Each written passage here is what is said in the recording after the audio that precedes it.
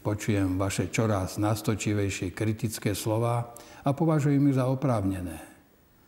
Nemožno ďalej odkladať riešenie nakopených problémov v školstve, zdravotníctve, verejnej správe, ale i v ďalších sektoroch.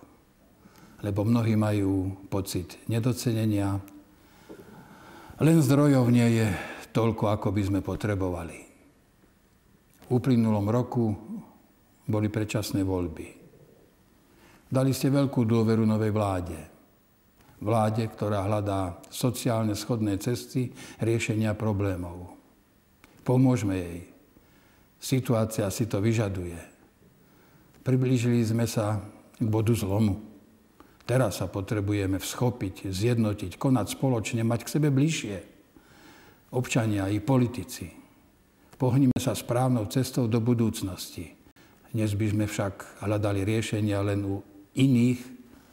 Začneme najprv každý od seba. Na svojom pracovisku, v našich domovoch. Lebo bez vašej iniciatívy a aktivity bude akékoľvek úsilie odsúdené na neúspech.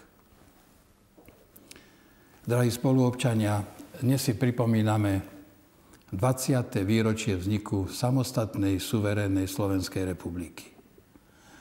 S jej vznikom sme zobrali na seba bremeno zodpovednosti. Aj dnes cítime, že nie je ľahké, no dovolím si povedať, že ho nesieme statočne. Lebo si uvedomujeme, že náš štát nie je imaginárny pojem, ale že sme to my, občania. Že je výrazom našej slobodnej vôle i zodpovednosti. Že si svoj štát máme vážiť, ako si vážime samých seba. Preto náš štát nemôže byť ani lepší, ani horší, než sme my sami. Počiatočné ťažkosti sme prekonali, lebo naša minulosť nás naučila trvať a pretrvať. Prácou a jedinečnou kultúrou. Tou kultúrou, ktorú dnes zanedbávame, ale v skutočnosti sme pretrvali predovšetkým vďaka nej. I keď nás kríza brzdí, netreba mať obavy, že by sme ju nezvládli. Aj teraz sme napriek mnohým pesimistickým úvahám dynamickou a úspešnou krajinou. Svet nás vníma ako dôveryhodného partnera. Dostáva sa nám širokého uznania za vytrvalosť, nezlomnosť, pracovitosť i kvalitu ľudí. Preto sme úspešní na medzinárodných trhoch. Preto sa naši ľudia vo svete nestratia. A to je to, čo nás oprávňuje byť na seba hrdí. Nastupujúci rok bude prelomový aj z hľadiska nášho fungovania meniacej sa Európskej únii. Nachádzame sa v pozícii, ktorá nás priam nabáda k aktívnemu postoju. Slovensko má dnes možnosť aktívne formovať podobu integračnej spolupráce, reformu organizácie. Usilovať sa v Únii o obojstranne výhodné riešenia. Veď ak sme pripravení poskytnúť čas našej suverenity, máme aj právo požadovať plnenie záväzkov, najmä ak si ich my voči partnerom plníme. Slovensko vysiela do Európy jasný signál. Chceme byť dôslední v línii spolupatričnosti s ostatnými krajinami. Vrátane princípu zdieľanej zodpovednosti a solidarity. Lebo to je základ existencie tohto spoločenstva krajín. To je hlavný predpoklad jeho spoločného úspechu. Samozrejme, pri striktnom rešpektovaní existujúcich pravidiel, dohôd a princípu rovnosti. Spolupráca členov Únie je výnimočná. Všetci, vrátane Slovenska, sme tak hlboko vtiahnutí do globálnej ekonomiky, že ani nemáme inú možnosť. Som si istý, že Únia i euro napokon výjdu z terajšej krízy posilnené. Pretože zápas o prežitie nášho spoločenstva je zápasom o pokoj a mier v Európe i vo svete.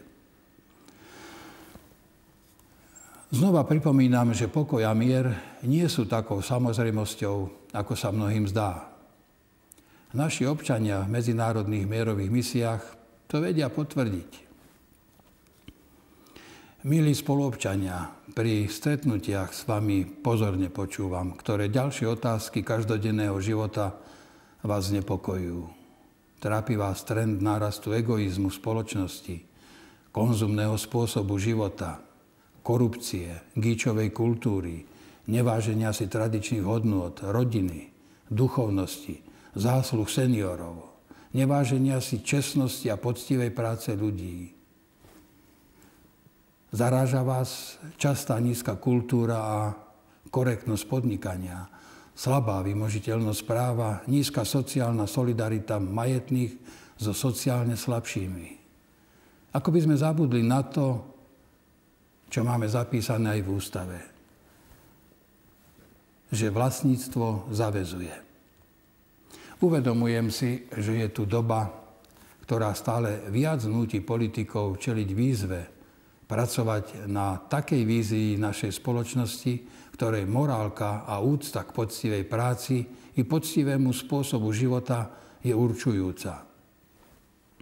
V ktorej dôležitejšia než makroekonomické ukazovatele bude kvalita života občanov, v ktorej ľudia musia cítiť, že nezávislé súdnictvo im skutočne garantuje spravodlivosť. Lebo s pocitom spravodlivosti a právnej istoty spoločnosť vie vyriešiť väčšinu svojich problémov.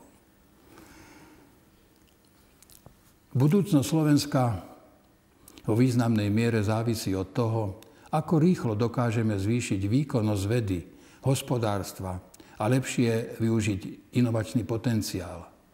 No nesmieme o tom len hovoriť.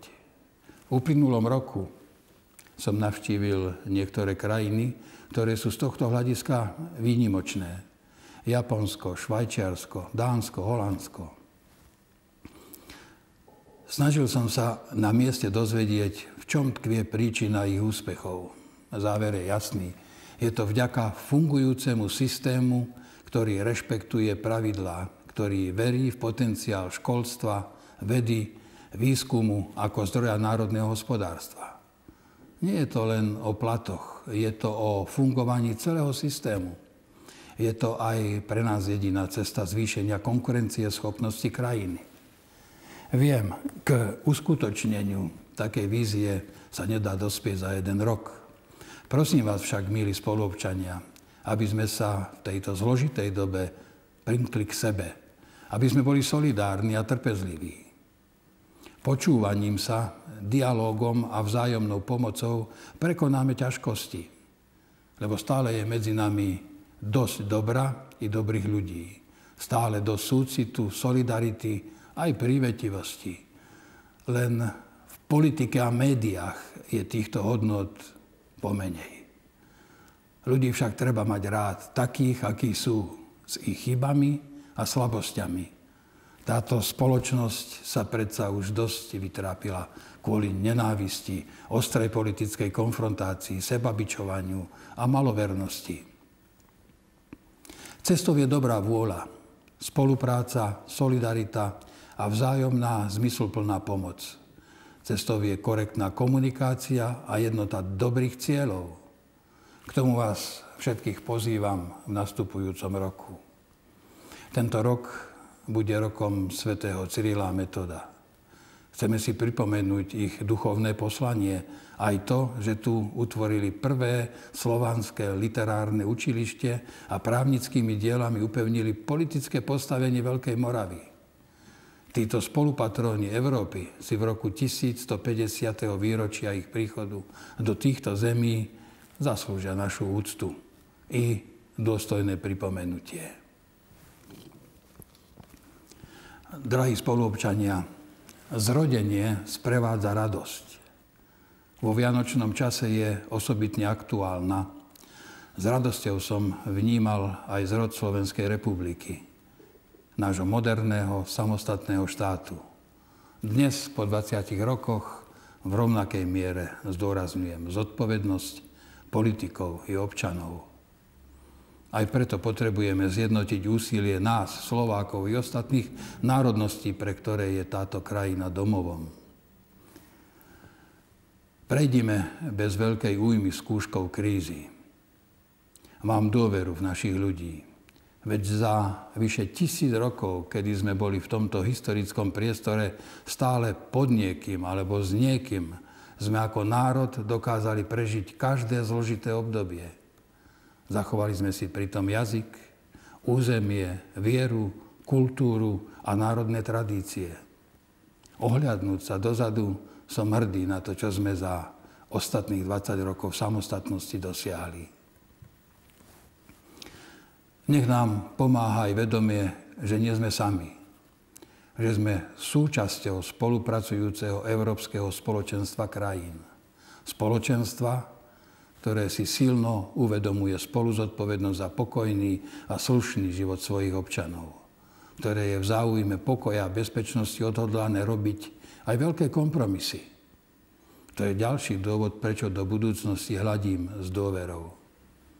Do nového roku vám preto, drahí spoluobčania, želám nielen dobré zdravie, pokojnú prácu, pohodu a šťastie v rodine, ale aj najmä viacej spolupatričnosti, než sme je mali v roku minulom. A vinšujem vám aj to starovcovské, aby bol tento rok 2013 pre vás, pre nás všetkých rokom požehnaným, úrodným najmä na múdre rozhodnutia. Želám vám a vašim blízkym šťastný nový rok.